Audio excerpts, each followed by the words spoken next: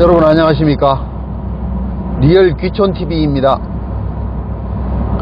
오늘은 2020년 12월 7일이고요 지금 제가 차량을 이용하여 이동 중입니다. 자, 오늘부터 저희 리얼 귀촌TV에서 시작할 프로젝트, 그 프로젝트의 이름은 집짓기입니다. 집짓기.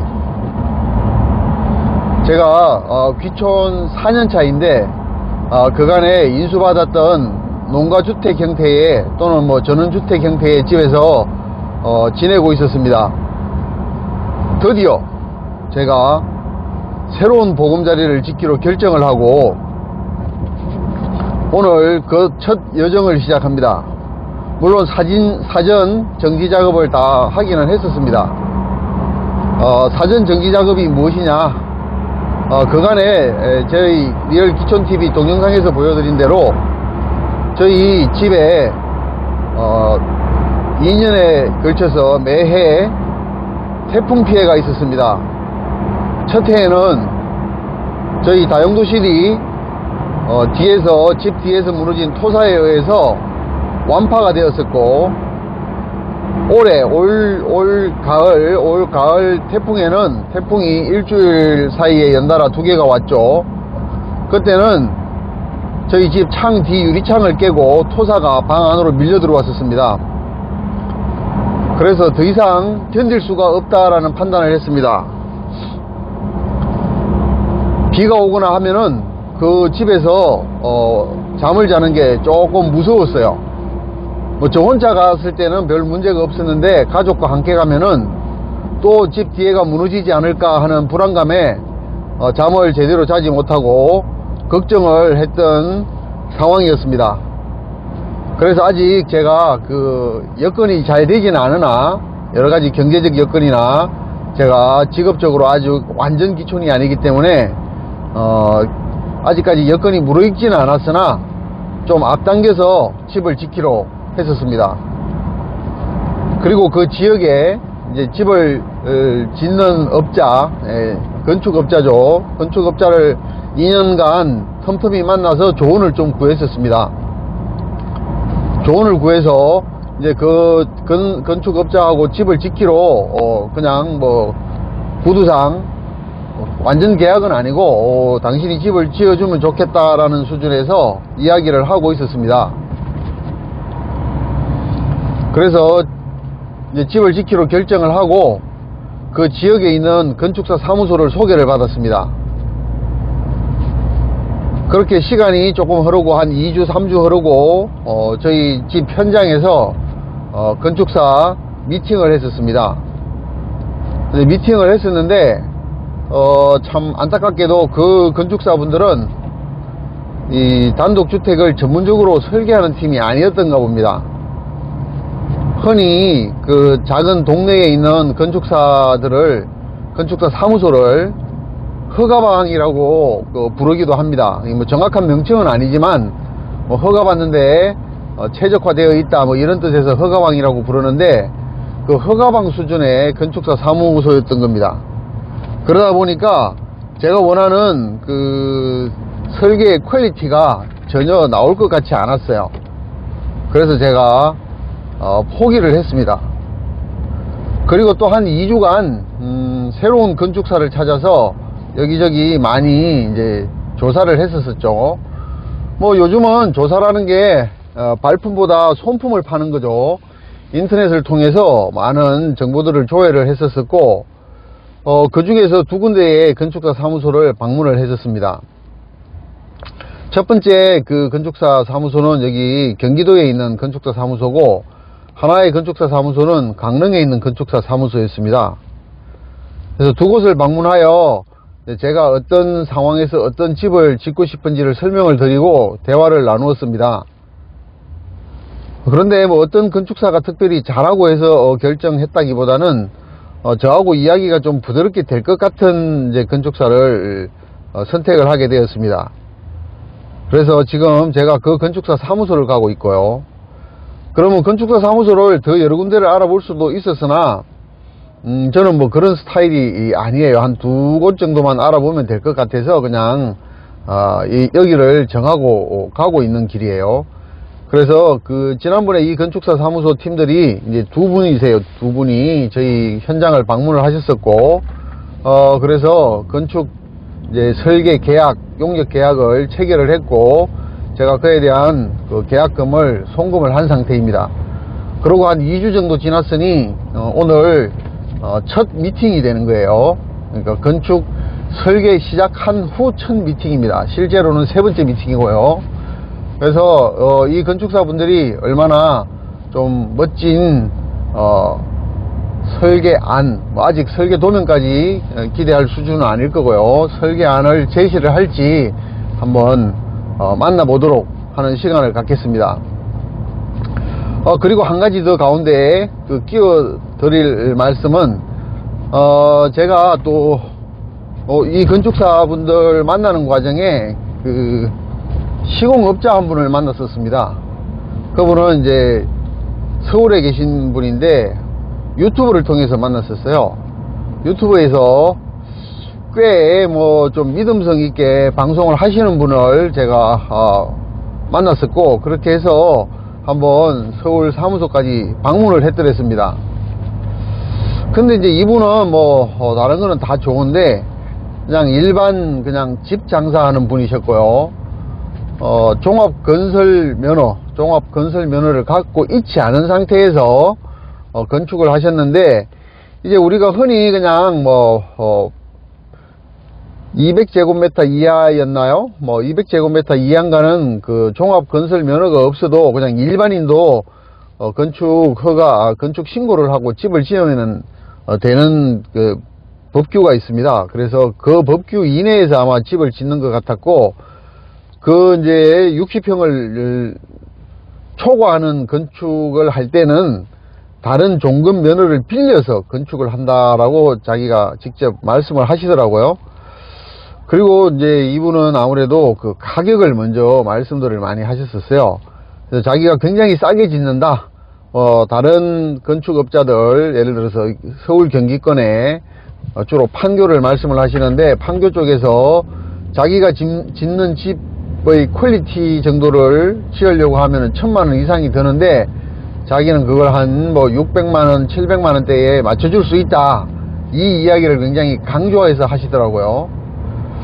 근데 이건 사람마다 굉장히 스타일이 다르겠죠. 이제 대부분 사람들은 그런 정도의 말을 들으시면은 혹할 수밖에 없습니다. 굉장히 혹하죠. 1000만원짜리를 6, 700에 해준다는데 혹하지 않을 사람이 잘 있겠습니까? 저는 그런 류의 말을 잘 믿지 않는 스타일이에요. 물론 좋으면서도 싼 게 있을 수는 있다고 봅니다. 그렇지만 그거는 저 같은 사람한테는 그런 운이 저는 따르지 않는다고 봐요. 왜냐하면은 그런 운을 가진 사람들은 전 세계에서 매우 소수일 거라고요. 그런 운을 믿고 그런 사람들을 만나게 되면은 나중에 건축 과정에서 분명히 큰 문제가 발생할 것이다 라는 생각을 하게 되었었습니다. 그리고 그분은 제가 그러면은 설계도면을 작성을 해서 견적을 받아볼 수 있느냐 했더니 그거는 또 원치 않는다라고 자르시더라고요. 그렇다는 말은 그냥 자기가 짓고 싶은 대로 짓고 건축 비용을 최대한 절감을 해보겠다 이런 속내이신 것 같아요. 그래서 예비 건축주분들 지금 이 내용 정확하게 기억을 하세요.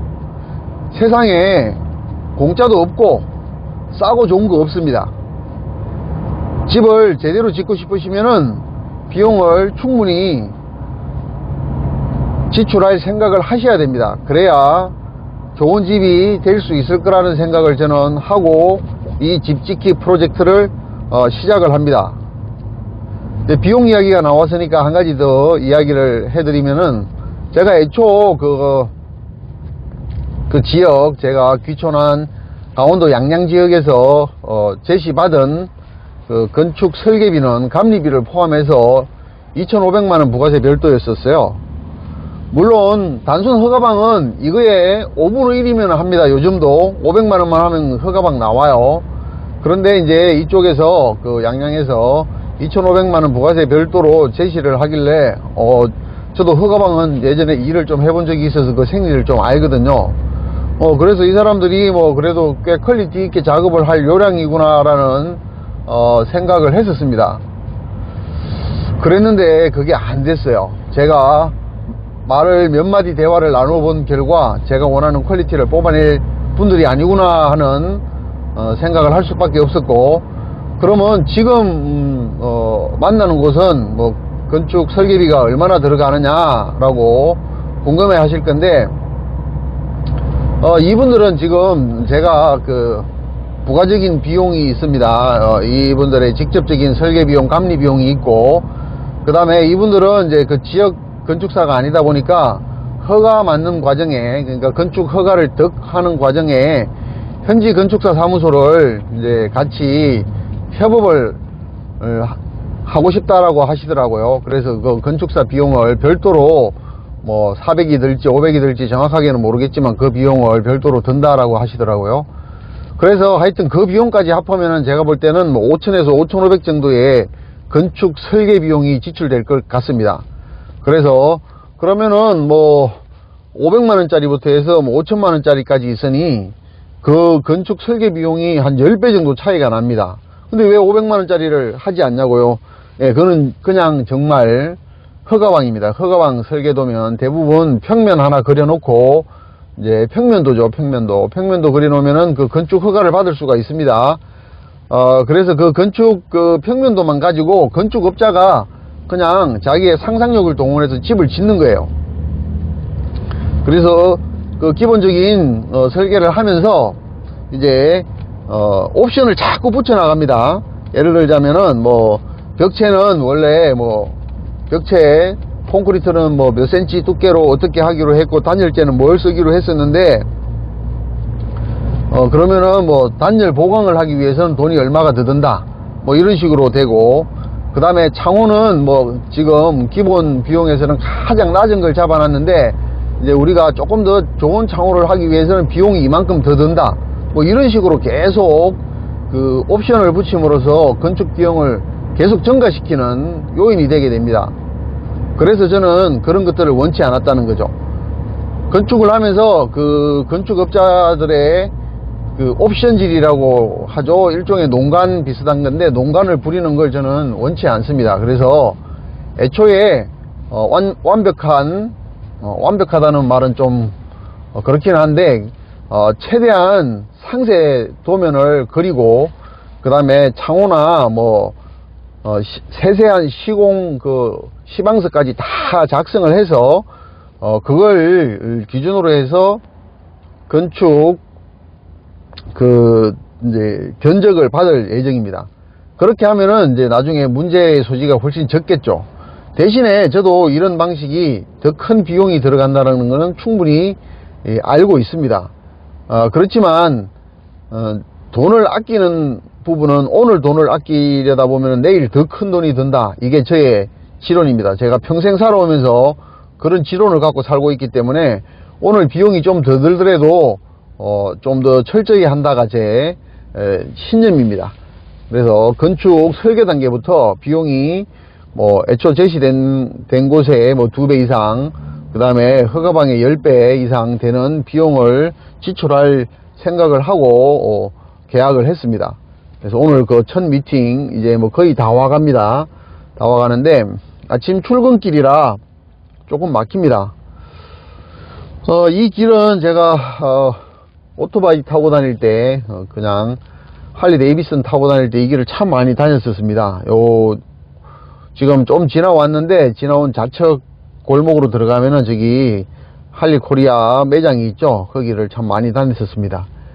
이제 뭐 그런 오토바이 타는 재미도 좀 줄어들었고요. 이제 서서히 그 귀촌 준비를 완벽하게 해야 되기 때문에 이 건축을 시작을 하게 됩니다. 지금 이제 곧 건축사 사무소에 도착을 하게 될 것인데, 이분들이 뭐 그 건축사 사무소 실내 촬영을 허락을 해 주실지는 아직 말씀을 드려보지 않았어요. 그래서 일단 이쪽에 가서 허가를 득한 후에 내부 촬영도 조금 할 수 있기를 바라봅니다. 조금 있다가 다시 그 영상을 찍어 보도록 할 건데, 지금 하여간에 지금 건축사 사무소로 향해서 가는 길이 뭐 기분이 뭐 아주 좋아요. 제 인생에서 꽤 큰 일이죠. 이것도 제 집을 짓는다는 거. 그리고 이제 시간이 좀 건축사 사무소 도달하기 전까지 시간이 좀 있어서 말을 한 가지 더 첨언을 하면은, 제가 지금 짓고자 하는 주택의 형태는 실제 주택은 한 60여 평을 잡고 있고요. 그 아래에, 그러니까 사실은 지하층처럼 됩니다. 지하층처럼 되는 지하 창고 겸 뭐 다용도 겸 뭐 차고 겸 한 80여 평을 지을 계획을 가지고 있습니다. 그래서 총 그 건축 면적이 140평이 되기 때문에 꽤 면적이 크죠. 이게 굉장히 전원주택 그 짓는 규모로서는 굉장히 크다라고 인식이 되고 있고요. 실제로 건축사 사무소에서도 이거는 평수가 그냥 전원주택 규모에서는 굉장히 큰 평수다 라고 이야기를 합니다. 근데 그 이제 지하 80평을 안치는 기본적인 목적이, 저희 집 뒤에 언덕이 대략 한 8m에서 10m 정도 되는 것 같아요. 10m는 좀 과한 것 같고 한 뭐 8m, 7m 정도 될 것 같은데, 집 뒤에 바로 그 언덕의 최고 높이에요. 그 뒤에는 더 높은 산도 없고, 그게 동네 뒷동산의 가장 높은 높이인데, 그 높이에서 자꾸 토사가 흘러내려요. 그래서 지금 이제 가면 갈수록 그 여름철 집중호우가 쏟아지고 있고, 그 영향으로 집 뒤에 토사가 흘러내리면은 굉장히 불안정하기 때문에 그 토사를 막기 위해서 원래 뭐 보강토 옹벽을 쌓거나 석축을 쌓거나 뭐 할 계획도 있었었는데, 제 생각에는 그 무너진 경사면을 아예 콘크리트로 콘크리트 박스를 안침으로써 그게 이제 옹벽 역할도 하고 벽체 역할도 해서 창고를 하나 형성하면 좋겠다라는 생각을 했었습니다. 근데 그 길이가 꽤 길다 보니까 약 저희 집 옆에 폭이 뭐 한 30여 m 되는데, 그 30여 m 되는 그걸 이제 다는 못 채우더라도 양쪽 올라가는 길 확보하고 뭐 그 다음에 그 옆에 양옆으로 쌓아야 될 그 석축이나 뭐 어떤 경사면을 처리할 부분을 제외하고도 한 20여 m를 이제 보강을 해야 돼서, 그래서 창고 길이가 약 한 20여 m가 돼버리더라고요. 그래서 그 20m라는 걸 잡고 최소화 하다 보니까 그 평수가 약 한 80평이 돼버렸어요. 그래서 원래 창고가 80평이 필요해서 짓는 게 아니고, 그 뒤에 경사면을 보강하기 위해서 뭔가를 하다 보니까 80평 규모의 창고가 만들어지게 된 상황이 되어버렸어요. 그리고 이제 그 창고 위에, 그러니까 창고 슬라브를 치고 그 창고 위에 건축물을 앉혀야 되다 보니 거기서 이제 당연히 또 그 높은 곳에 집을 짓게 되는 상황이 되어버렸더라고요. 그래서 평수가 자그마치 80평 더하기 60평 해서 140평의 이제 건축 면적이 산출되게 되었습니다. 그래서 아직 이게 법적인 또 여러 난제들이 사실 남아 있기는 해요. 거기가 건축 허가가 잘 될 것인지에 대한 문제도 좀 남아 있고요. 건축 허가가 뭐 안 될 가능성은 매우 낮다고는 하지만 세상 일은 아무도 모르죠. 그래서 일단은 좀 상황을 좀 지켜봐야 되는 그런 상황이기는 합니다. 그래서 지금 이제 제가 이 동네 골목으로 들어왔는데요. 이 건축사 사무소가 저쪽 주택단지 내에 이렇게 숨어 있더라고요. 저도 인터넷으로 이제 검색을 하던 중에 이 건축사 사무소를 알게 되었는데, 이 건축사 팀들이 저희 그 양양에 우리 집 바로 옆에 그 해변에 집을 하나 지었는데, 이제 일반 살림집과 펜션을 공동으로 쓸 수 있는 주택을 하나 지은 게 있더라고요. 그걸 보고 이제 뭐 우리 지역도 잘 아시는 분이겠다 싶어서 이쪽을 컨택을 했고 이제 여기를 계약자로 삼은 거예요. 그래서 지금 이제 첫 번째 설계를 시작하면서 첫 번째 미팅을 하러 지금 막 도착해 가고 있습니다. 지금 바로 이제 이쪽 골목에 건축가 사무소가 있기 때문에 이쪽으로 들어가서 이제 다시 추가로 영상 촬영을 할 수 있는지 한번 물어보도록 하겠습니다. 자, 조금 있다가 다시 연결을 하도록 할게요. 일단은 동영상을 중지하겠습니다.